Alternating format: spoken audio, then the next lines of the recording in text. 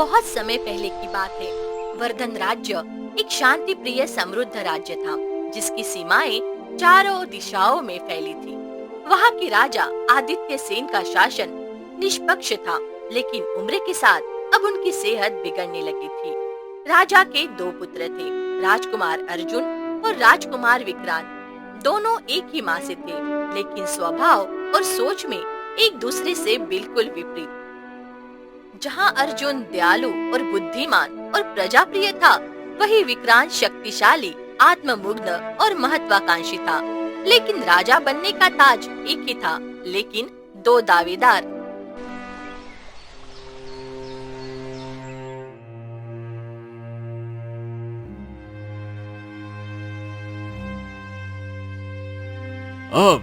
अब समय आ गया है कि मैं अपने उत्तराधिकारी को घोषित करूं। मैं नहीं चाहता कि मेरे जाने के बाद राज्य में कोई कलह हो। पिताश्री, आप हमारे साथ बैठकर निर्णय लें। राज्य की भलाई सबसे ऊपर होनी चाहिए। भाई अर्जुन, तुम हमेशा आदर्शवादी बातें करते हो, लेकिन भाई शासन तलवार से चलता है, आदर्शों और भावनाओं से नहीं। महाराज, क्या आपने सोच लिया है कि राज्य का अगला उत्तराधिकारी कौन होगा? मैं चाहता हूँ कि दोनों राजकुमार अंतिम परीक्षा से गुजरे। जो इस परीक्षा में सफल होगा, वही वर्धन राज्य का अगला राजा होगा। राजा ने निर्णय लिया और अपने मंत्री से कहा, हाँ, तो दोनों राजकुमारों को 7 दिन की अवधि में एक विशेष कार्य पर अलग अलग दिशाओं में भेजा जाएगा। ये कार्य सिर्फ उनके युद्ध कौशल का नहीं है, बल्कि धैर्य, नीति और जनता की सेवा की परीक्षा होगा। ठीक है, जैसी आपकी आज्ञा महाराज।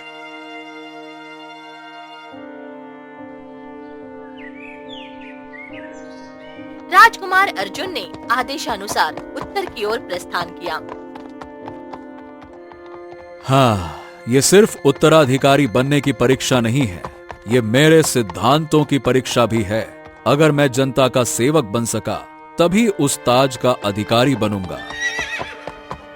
राजकुमार, ये रास्ता कठिन है। वहाँ चोरों का आतंक है और गांव वाले डरे हुए हैं। ओह, तो फिर तो मुझे वहीं जाना चाहिए, तभी तो मेरी वहां परीक्षा होगी। चलो। और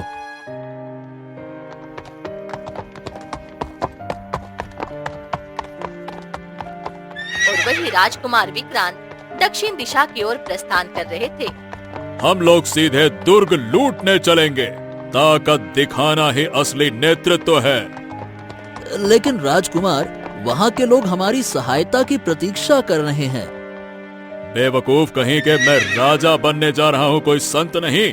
और शासन ताकत से ही चलता है, समझ गए?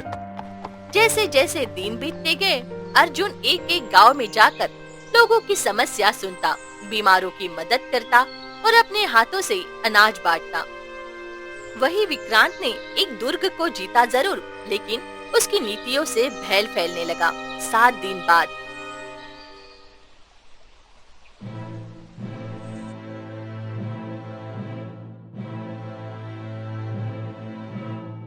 महाराज, दोनों राजकुमार लौट आए हैं। एक के पास जीत की कहानियां हैं और दूसरे के पास लोगों का आशीर्वाद है। हाँ, अब ये देखना है कि ये ताज किसे अपनाता है और किसे ठुकराता है।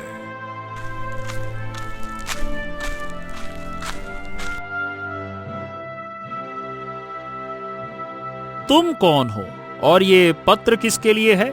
महाराज आदित्य सेन, मैं वर्षों तक हिमगिरी मठ में तप करता रहा, लेकिन समय ने मुझे मजबूर किया कि मैं आज यहाँ आकर ये पत्र आपके हाथ में दूं। इसे आप अकेले में ही पढ़ें। ओह, अच्छा आचार्य, क्या इसमें मेरे राज्य या पुत्रों से जुड़ा हुआ कोई रहस्य है? आप इसे जब पढ़ेंगे तभी जान पाएंगे महाराज। लेकिन इस पत्र को पढ़ने के बाद बहुत कुछ बदलने वाला है। शायद जो बहुत सालों से आपसे छुपाया गया है वो आज आपके सामने आने वाला है। राजा आदित्य सेन ने पत्र खोला। जैसे जैसे उनकी आंखें शब्दों पर पड़ी, उनका चेहरा सफेद हो गया।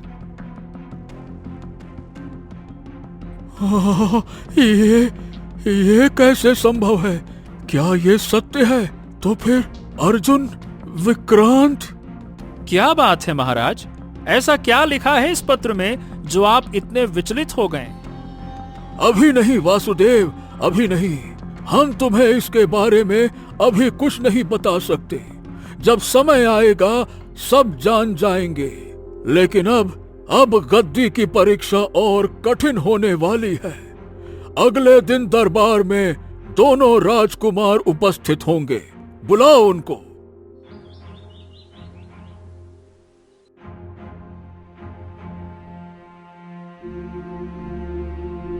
प्रणाम पिताश्री। देखिए पिताश्री, आपका आशीर्वाद लेकर मैं कैसे विजयी होकर वापस आया हूँ। मैंने दुश्मनों को परास्त किया, दुर्ग पर अधिकार किया और वर्धन राज्य का परचम लहराया। क्या अब भी मुझे उत्तराधिकारी बनने के लिए और कुछ सिद्ध करना होगा? प्रणाम पिताश्री। भैया विक्रम, मैं आपसे एक बात कहना चाहता हूँ। जीत जाना, किसी को हरा देना, इन सबसे ज्यादा जो मूल्यवान चीज होती है वो होती है करुणा। वहां जहां आपने तलवार चलाई, मैंने घावों पर पट्टी बांधी। भैया, लोगों के दिलों में बसना युद्ध जीतने से कहीं ज्यादा बड़ा है। दिल, करुणा, भावनाएं।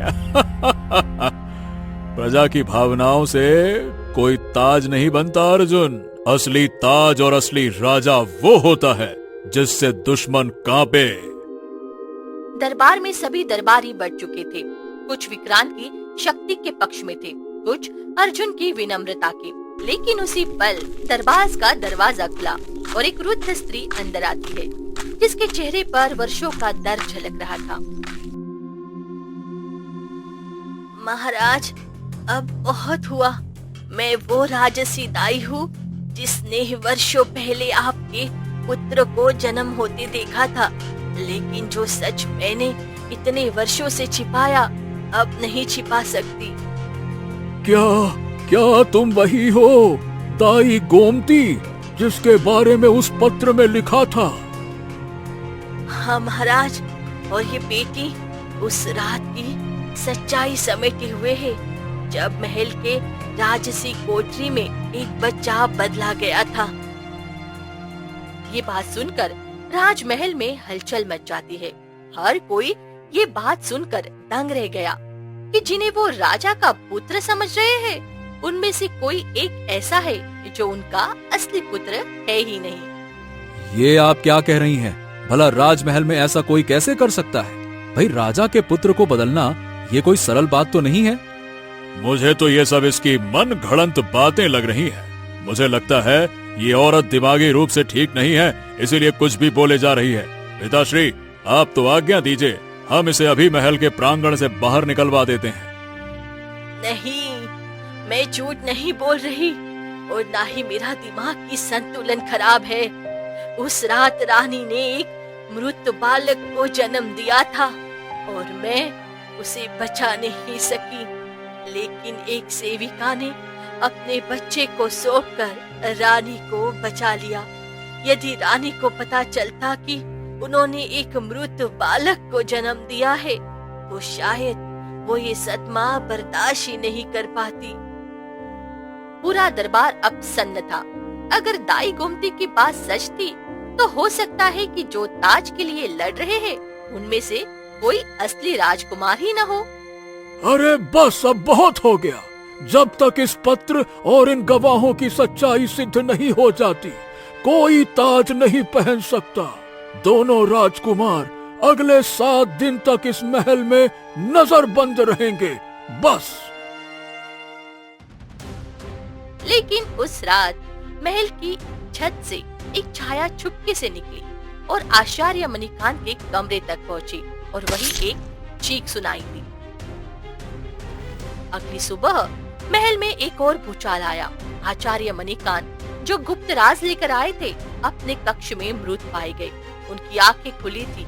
उनके पास बड़ा पत्र भी जलाया जा चुका था, जो शायद वो राजा को देने के लिए लिख रहे थे।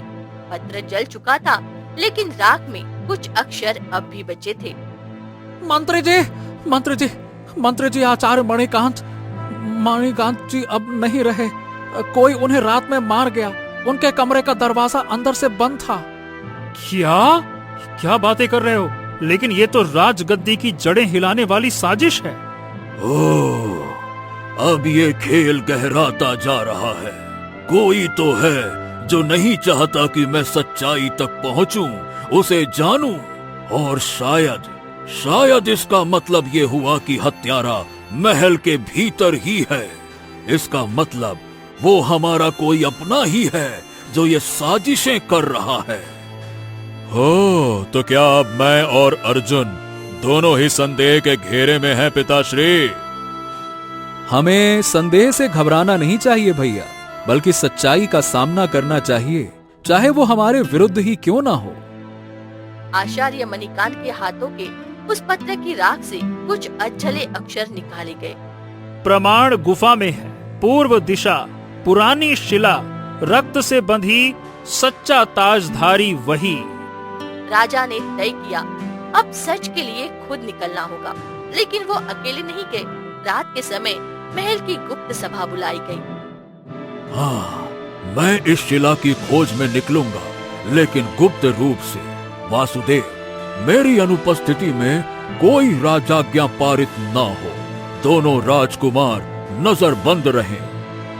जो आज्ञा महाराज। यदि गद्दी के पीछे इतना बड़ा रहस्य छिपा है, तो उसका सच सबको जानना ही चाहिए। 3 दिन बाद विक्रांत के कक्ष में।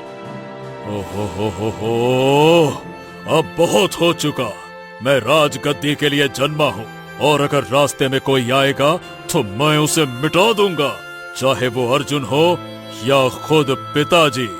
राजकुमार, शायद हमारी ये बातें सुन ली गई हैं। अभी एक दास छुपकर बाहर निकला है।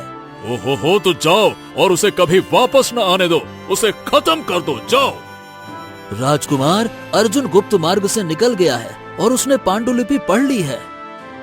उधर अर्जुन राजमहल की कोठरी की तरफ गया। वो कोठरी की दीवार पर कुछ पुराने चिन्हों को घूर रहा था। अचानक उसे एक चिन्ह परिचित लगा, वही चिन्ह जो उसके बचपन की लटकन पर उकरा गया था। ओ, ये तो वही चिन्ह है जो माँ ने कहा था, धरोहर की पहचान यही है। हाँ, क्या इसका संबंध उस पत्र से है? शायद नियति ने मेरे लिए रास्ता बना दिया है। अब मैं इस रहस्य को खुद सुलझाऊंगा। हाँ। महल के नीचे छुपा एक मार्ग पूर्व दिशा की ओर जाता था।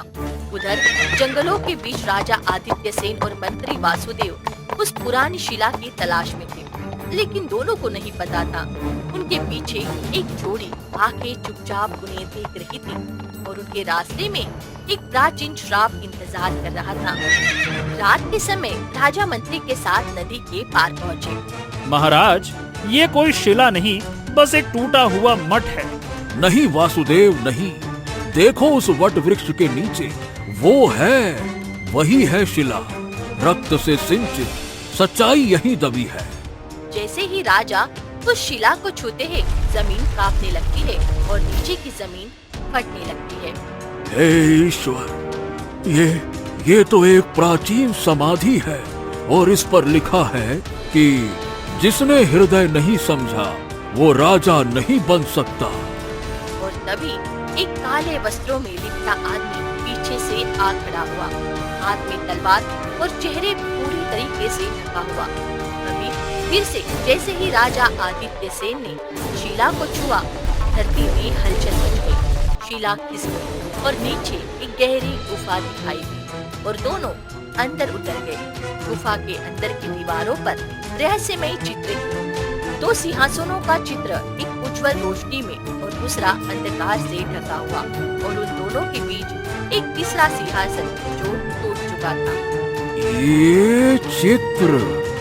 ये चित्र जैसे कोई संकेत दे रहे हो कि 2 नहीं बल्कि 3 वारिस थे, जिसके बारे में हमें आज तक कोई जानकारी ही नहीं है।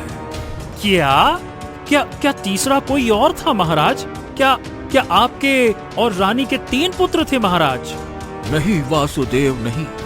रानी ने कभी हमसे ऐसा नहीं बताया, ना ही दाई ने। लेकिन एक बार रानी ने हमें एक बात कही थी।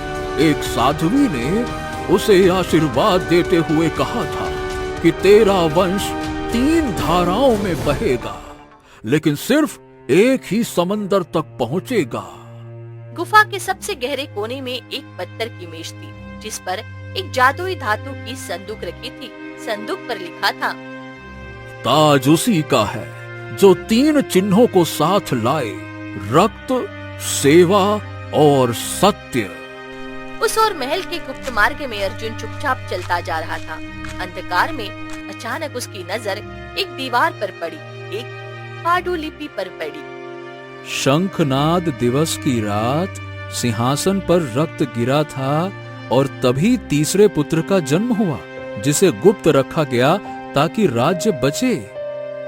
ये पढ़कर अर्जुन का चेहरा एकदम सफेद पड़ गया।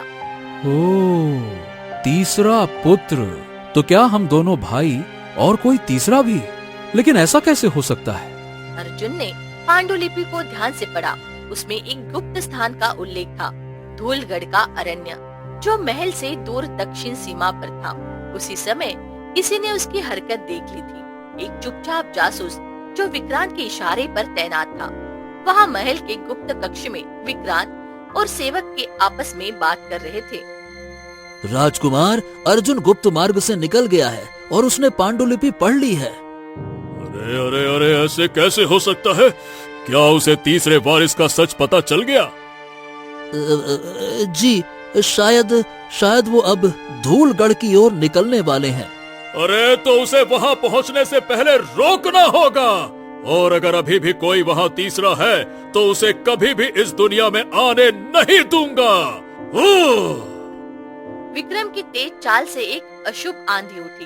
अब तीनों राजा, अर्जुन और विक्रांत अलग अलग मार्गों पर थे, लेकिन सब एक ही रहस्य की तरफ बढ़ रहे थे। उधर धूलगढ़ के जंगलों में एक बूढ़ा व्यक्ति एक युवा को युद्ध कला सिखा रहा था। ध्यान दो राजवीर, जब तलवार हाथ में हो तो आंखों में डर नहीं, सच्चाई होनी चाहिए। हाँ, पर गुरुदेव, आपने मुझे इतने वर्षों से जंगल में क्यों छिपा रखा है? आखिरकार मैं हूँ कौन और क्यों नहीं आप मुझे बता सकते? आज तो मैं इस सवाल का जवाब आपसे जान कर ही रहूंगा। आप मुझे बताइए कि मैं कौन हूँ। क्योंकि अभी समय नहीं आया है, पर बेटा बहुत जल्द तू सब कुछ जान जाएगा कि तेरा खून राजघराने का है और ताज तुझसे भी जुड़ा हुआ है। वक्त की डोर अब अंतिम घाट पर थी। राजा आदित्य सेन गुफा में समाधि के रहस्य को समझ चुके थे। अर्जुन धूलगढ़ की ओर बढ़ चुका था और विक्रांत रक्त की प्यास और ताज के लालच में अंधा हो चुका था। पर कोई नहीं जानता था कि धूलगढ़ के जंगलों में जो युवा प्रशिक्षण ले रहा था, उनका नाम राजवीर था, वर्धन वंश की तीसरी और अंतिम धारा। धूलगढ़ में सूर्यास्त के समय अर्जुन घोड़े से उतरता है। कौन हो तुम और तुम्हारा चेहरा मुझसे इतना ज्यादा मिल कैसे रहा है? मुझे लगता है कि मैं तुम्हारा भाई हूँ।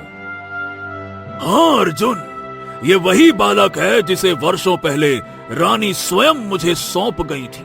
तब महल पर विद्रोह के बाद उसे सुरक्षित रखना जरूरी था। ये वर्धन वंश का तीसरा वारिस है। क्या मैं राजकुमार हूँ? चलो भाई, अब तुम्हारा सबके सामने आने का समय आ गया है। अब सच सबके सामने आना चाहिए। उसी समय विक्रांत भी अपने सशस्त्र सैनिकों के साथ आ पहुंचा। चलो हाँ, तो यही है वो तीसरा जिसे सबसे छिपा कर रखा गया था। अगर ताज के लिए चाहिए तो युद्ध कर लो, लेकिन मैं किसी का खून नहीं बहाऊंगा। विक्रांत भैया, आप अब भी पीछे हट सकते हैं। ताज से बड़ा कुछ और है, हमारा भाईचारा, वंश की एकता और प्रजा का सुख। ये सब बातें तुम मुझे मत सिखाओ। मुझे ना तो किसी भाईचारे से मतलब है और ना ही किसी वंश की एकता से। मुझे तो केवल और केवल चाहिए तो ताज, चाहिए ताज, सिंहासन। अपनी सेवा के साथ मैं यहीं पर तुम दोनों का वध कर दूंगा। उसके बाद कभी किसी को पता ही नहीं लगेगा कि तुम्हारे साथ क्या हुआ और मुझे राजगद्दी मिल जाएगी।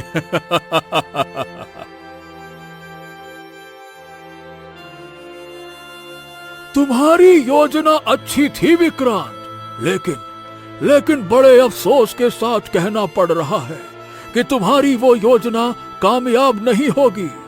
तुम्हारी सच्चाई तो हमें उसी दिन पता लग गई थी जिस दिन हमें वो पत्र मिला था। तुम जिस दासी के पुत्र हो उसने हमें सब कुछ बता दिया था और वो तुम्हें ही राजा बनाना चाहती थी। इसीलिए उसने तुम्हें महारानी के सारे भेद बता दिए। ये आप क्या कह रहे हैं पिताश्री? ऐसा कुछ नहीं है। ये दोनों नहीं, मैं ही आपका असली पुत्र हूँ। बस बहुत हो गई तुम्हारी बकवास। तुम हमारे दोनों पुत्रों को मारना चाहते थे। अरे एक बार तो तुम राजवीर को नहीं मारते क्योंकि उसके बारे में तो हमें कुछ पता ही नहीं था। लेकिन जब अर्जुन को सब पता लग गया तो तुम उसके पीछे पीछे यहाँ तक आ गए ताकि दोनों को मार दो। लेकिन हम तो सब पहले से ही जानते थे क्योंकि मणिकांत हमें पहले ही सब कुछ बता चुका था। हम तो बस तुम्हारी सच्चाई अपनी आंखों से देखना चाहते थे ताकि हमें विश्वास हो जाए कि जिसे हमने पाला, पोसा, बड़ा किया, प्यार दिया, वो अभी भी अंदर से पराया ही है, अपना नहीं है। महाराज, इसकी माँ अभी भी हमारे राजमहल में दासी का काम करती है और जासूसी करके इसे सब बताती है। यदि तुम ईमानदार होते तो राजा तुम्हें अपने पुत्र से बढ़कर प्यार करते, परंतु तुम तो एक बहुत ही गिरे हुए इंसान हो। तुमने उस ताज का लालच किया जो कभी तुम्हारा था ही नहीं। तुम्हारी माँ और तुम्हें तो जिंदगी भर के लिए कारागार की सजा होनी चाहिए। और नहीं तो क्या मंत्री जी, इसे बंदी बना लीजिए और दोनों राजकुमारों को महल तक लेकर चलिए।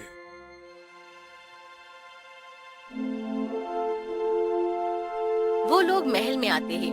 लोगों को जब राजकुमारों की सच्चाई पता लगती है तो उनकी आंखें फटी की फटी रह जाती है। विक्रांत और उसकी माँ को धोखा करने के लिए राजमहल के कारागार में बंदी बना दिया जाता है और दिन आता है राजा चुनने का। पिताश्री, मेरे भाई राजवीर ने आज तक कभी वो जीवन नहीं जिया जिसका वो हकदार था और वो मुझसे भी अच्छा योद्धा है। और जो ज्ञान आपने मुझे दिया है वही ज्ञान गुरुदेव ने राजीव को दिया है। वो एक बहुत ही अच्छा राजा साबित होगा। मैं चाहता हूँ कि आप राजवीर को ही राजा बनाएं। अरे नहीं भाई, नहीं। तुमने इस राज्य के लिए बहुत मेहनत की है। तुम्हारा दिल भी बहुत बड़ा है, इसलिए राजा बनने का हक तुम्हारा है। राजकुमार अर्जुन राजकुमार राजवीर की ओर देखकर मुस्कुराता है और अपने पिता के साथ सहमति करके राजवीर को ही ताज पहनाकर राज्य का राजा घोषित किया जाता है। जो रहस्य सालों में सबसे छुपाया गया था वो सबके सामने आता है और नकली राजकुमार का पर्दाफाश होकर असली राजकुमार फिर से अपने परिवार के साथ आकर मिल जाता है।